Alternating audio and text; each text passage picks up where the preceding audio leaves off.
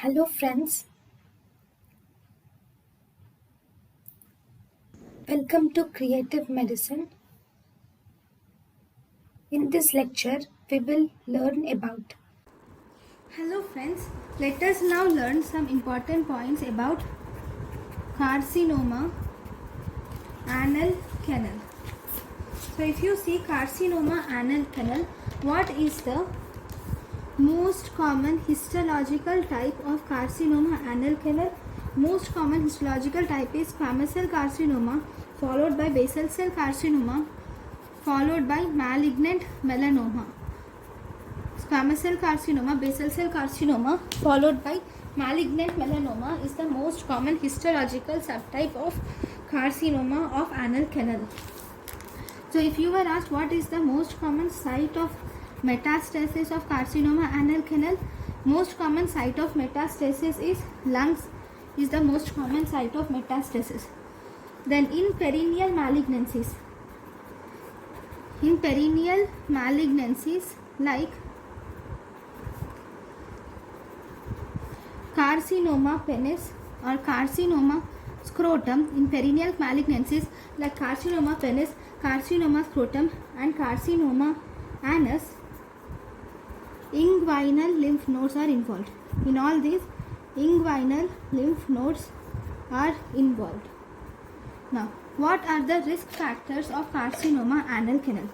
So, if you see the risk factors of carcinoma anal canal, is mainly these risk factors are mainly based on low socio-economic status.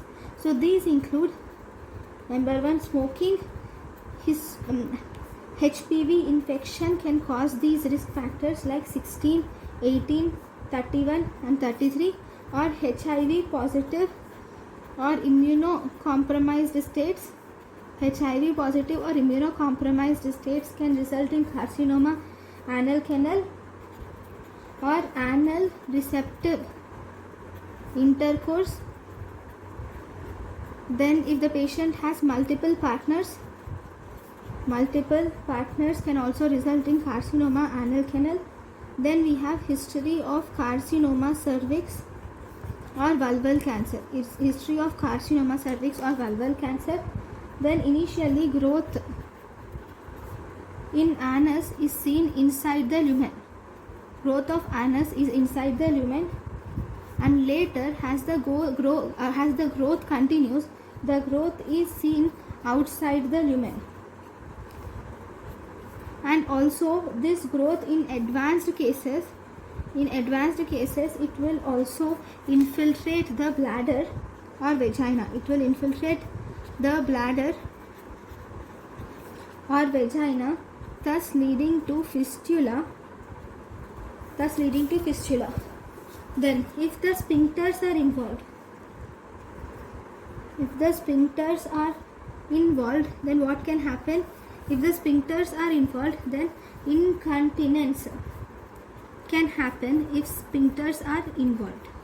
Okay. Now what about the clinical features? The clinical features of carcinoma anal canal include: the most common clinical feature is presence of bleeding per rectum. Then there can be foul smelling discharge, and there can be involvement of bladder. There can be involvement of bladder, vagina, and sphincters can be there. With anal incontinence can be there, and there will be backache and alteration of bowel habits are seen. And here you will also see most common. So all these are mainly seen in advanced cases. Bleeding, symptoms like bleeding per rectum, foul smelling discharge, involvement of bladder, vagina and sphincters, incontinence, backache and alteration of bowel habits are seen in advanced cases. What is the most common site of metastasis? The most common site of metastasis is lungs. If you were asked what is the most common involved group of lymph nodes, most common involved group of lymph nodes is inguinal lymph nodes are the most common involved group of lymph nodes, inguinal lymph nodes. Now what about the investigations? Investigation of choice is proctoscopy with biopsy can be done. And what about the treatment? The treatment is we have a regimen which is called as Nigro regimen. So what do you see in this Nigro regimen? In this you will see presence of chemotherapy will be present, followed by radiation. You will see presence of chemotherapy followed by radiation in Nigro regimen. That means 5-fluorouracil plus mitomycin C followed by radiation is given in Nigro's regimen. That is, first you give 5-fluorouracil with mitomycin C, and this is followed by radiation in Nigro's regimen. Then what do you see in Tnm classification? In Tnm classification, you will see TIS. TIS is carcinoma in situ, and you will also this carcinoma in situ is also called as Bowen's disease. Okay, this includes mainly anal intraepithelial neoplasm. It includes anal intraepithelial neoplasia from type 1 to 3. And if you see T1 is if the size of the tumor is up to 2 centimeters, then we call it as T1. T2 is size of the tumor is more than 2 to 5 centimeters, then that is T2.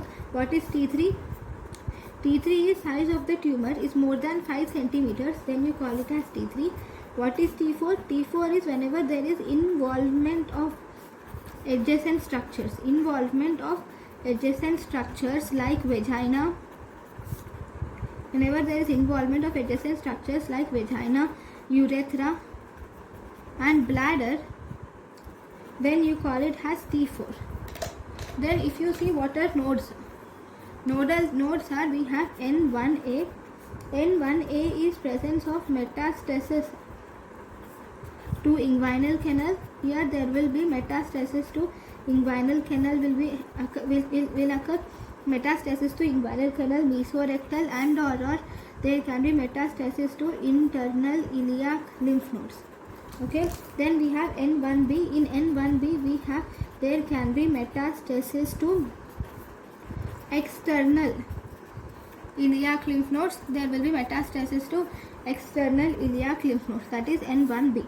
Then we have N1C. In N1C we will see that there will be metastasis to external iliac lymph nodes, plus there can be metastasis to inguinal lymph nodes, plus there will be metastasis to mesorectal and or even internal iliac lymph nodes. There will be metastasis to internal iliac lymph nodes will also be there. Then we have M0. What is M0? In M0 there is no metastasis. Then what do you see in M1? In M1 you will see presence of distant metastasis is seen in M1. So this is about the tumor node metastasis classification of anal carcinoma. Thank you.